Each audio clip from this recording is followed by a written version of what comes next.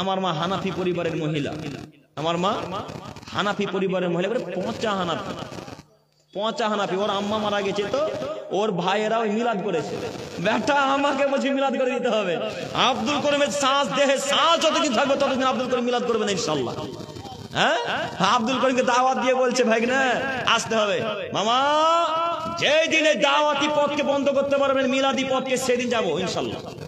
তার আগে না। মা একবারে পচা হানাফি লোকের মা, আমার মা পচা হানাফি লোকের পরিবার থেকে আমার আব্বা বিবাহ করেছিলেন। হয়তো বুঝতেন না তখন, আল্লাহ আলাম। আমার আব্বাও মারা গেছেন, আল্লাহ আমার আব্বুকে জান্নাতুল ফেরদাউস দান করুন।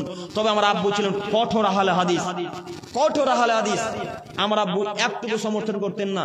যেই দিন আমার আব্বুর মুখের কথা শোনা এবং আমার দাদুর মুখের কথা শোনা, আমার আব্বু আমাদেরকে বলতেন যে তোমার মা ছিল হানাফি, যেই দিন আমাদের বিবাহ ঠিক হয়েছে সেদিন তোমার দাদু একটা দিনিয়াত শিক্ষা বই দিয়ে এসেছিল।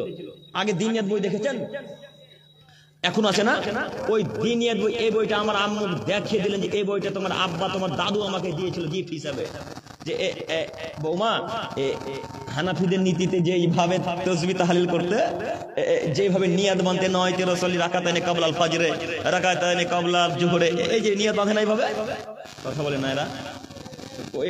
মুসল্লাদের মানে কি বলেন ওটাকে, মুসল্লা বলেন না কি বলেন? মুসল্লার সামনে গেলেও নাকি নিয়াত লাগে। হ্যাঁ, তো সব দোয়া আমার মায়ের মুখস্থ আছে এইগুলো। এইভাবে দোয়া মুখস্থ করে সালাত আদায় করতেন।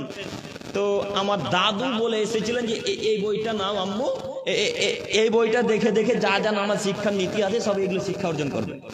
ওই যে আমার আম্মা শিক্ষা অর্জন করেছে ওই নীতিতে এখনো চলে। তাই আম্মা এক একদিন বলে, বেটা এত কড়া ভাবে বক্তব্য না রাখলে হয় না, একটু ভাষাটা নরম করলে হয়। তো আম্মা আপনি দোয়া করেন না? তো আম্মা বলছে হ্যাঁ দোয়া করি বেটা। তাহলে আপনি চুপ করে থাকেন আর ভয় করি আমি। আপনি জানেন না যে আল্লাহ তাআলা 3 শ্রেণীর মানুষের দোয়া অতি তাড়াতাড়ি কবুল করে, তার এক শ্রেণী